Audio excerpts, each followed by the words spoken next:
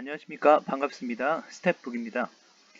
어, 건설 쪽이 이제 붐이 일어날 것 같긴 한데, 그래서 고용도 많이 창출될 것 같고, 그래서 이제 건설 쪽에서도 이제 회계 인원을 많이 뽑지 않을까.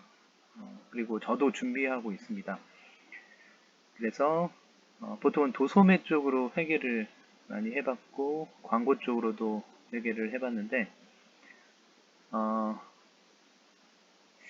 이제 좀 특이하게 건설 회계에 대해서 한번 살펴보면 좋을 것 같아서 그리고 저도 공부도 할 겸 그래서 한번 건설 회계가 뭐가 다른지 한번 살펴보도록 하겠습니다.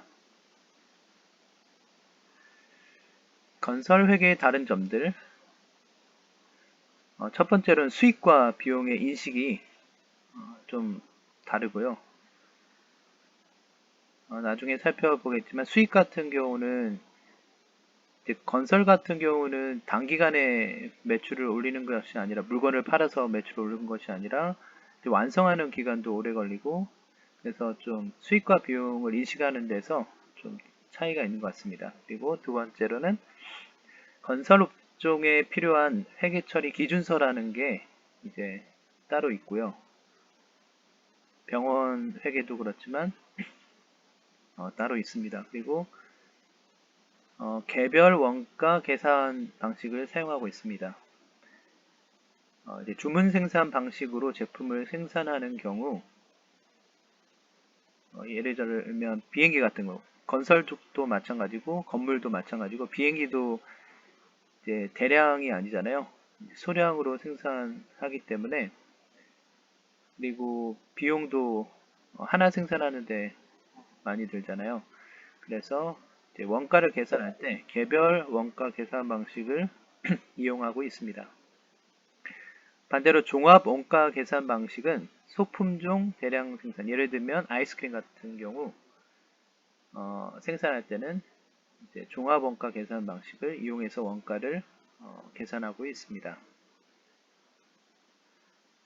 그리고 네 번째로는 작업 진행률에 의해서 공사 수익을 인식합니다. 보통 공사가 1년 이상, 그러니까 1년 이내에 끝나는 것도 있지만 그러면 완성하면 이제 수익을 인식할 수도 있지만 보통은 1년, 2년, 3년 이렇게 오래 걸리잖아요. 그래서 작업 진행률에 의해서 이제 공사 수익을 인식하게 됩니다. 다섯 번째는 도급 금액의 수시 변경. 이제 계약을 했는데 그 계약 금액이 딱 정해진 게 아니라 이제 공사 기간이 길다 보니까 1년, 2년, 3년 길다 보니까 인플레이션에 의해서 인건비도 증가되고 자재비도 증가되고 그래서 계약한 금액이 이제 늘어날 수가 있잖아요. 추가 공사도 있고 그래서 그렇게 수시로 변경된다. 이게 좀 다른 점인 것 같습니다.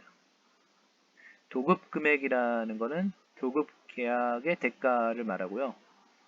그래서 일을 어떻게 완성하겠다는 그리고 또 얼마를 어, 줘야 한다는 그런 약정입니다.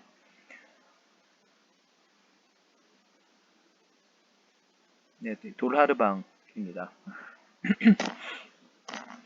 여섯 번째로 외주비 항목 추가. 건설업 같은 경우는 외주 의존도가 높아요. 자체 회사로만 할 수 있는 게 아니라 뭐 설계도 해야 되고 토목도 해야 되고 목공도 해야 되고 외주비가 많거든요. 그래서 외주비 항목이 추가됩니다. 일곱 번째로는 하자 보수 충당 부채 설정. 이제 계약에 따라서 완공됐고 이제 건물을 이제 넘긴 다음에 추가 비용이 발생하잖아요. 저희도 이제 아파트 이사 오면 나중에 뭐 도배가 이상해요. 뭐 화장실 좀 이상한데요. 이렇게 해서 다시 수리비가 발생하잖아요. 그런 수리비 추가 비용을 예상해가지고 하자 보수 충당 부채를 설정하게 됩니다. 여덟 번째로도 첫 번째도 부채인데 이제 공사 손실 충당 부채를 설정합니다.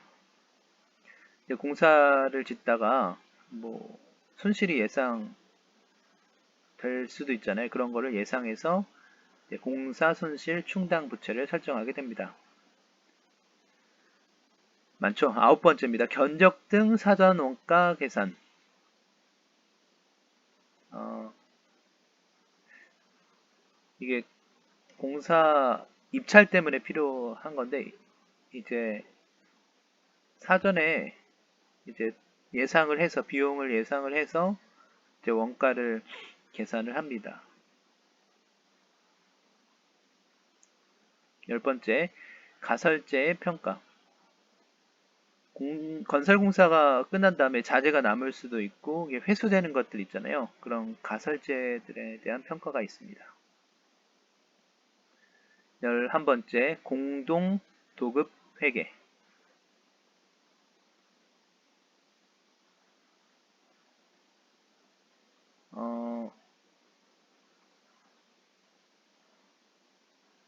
공동 도급 회계는 나중에 한번 살펴보긴 할 건데 이제 공사를 할 때 자체적으로만 하는 게 아니라 공동으로 하기도 하잖아요.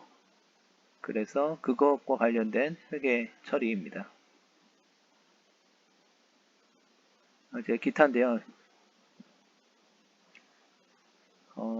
공사 수익 금액에 비해서 순이익률이 낮습니다. 왜냐 하면 자연적인 기상 조건 때문에 강우나 강설, 범람, 기온 등의 영향을 받기 때문에 순이익률이 낮고요. 뭐 다른 사업들도 날씨에 영향을 받죠.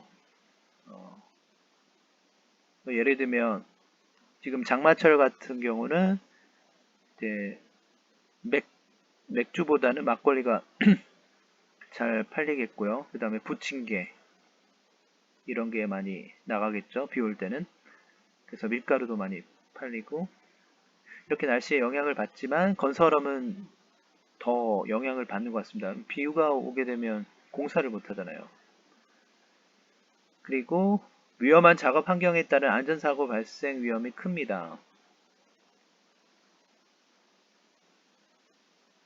이렇게 뉴스 같은 데 보면 건설 현장에서 사고가 나는 경우가 있고 이번에는 그 광주에서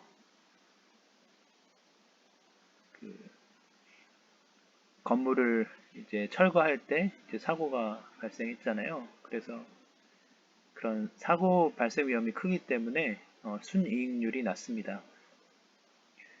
그리고 도급공사의 경우는 재고 자산이 거의 없습니다. 왜냐하면 자체적으로 이제 하는 게 아니고 외주로 맡기다 보니까 재고 자산이 없습니다. 그리고 부가가치세법상 공급 시기와 법인세법상 손익의 귀속사업 연도의 차이로 인해서 부가가치세 과세표준과 법인세법상 수익금액 차이가 발생합니다. 그러니까 부가가치세랑 법인세랑 이제 수익 계산하는 데 있어서 차이가 발생하게 됩니다. 네, 이상입니다. 감사합니다.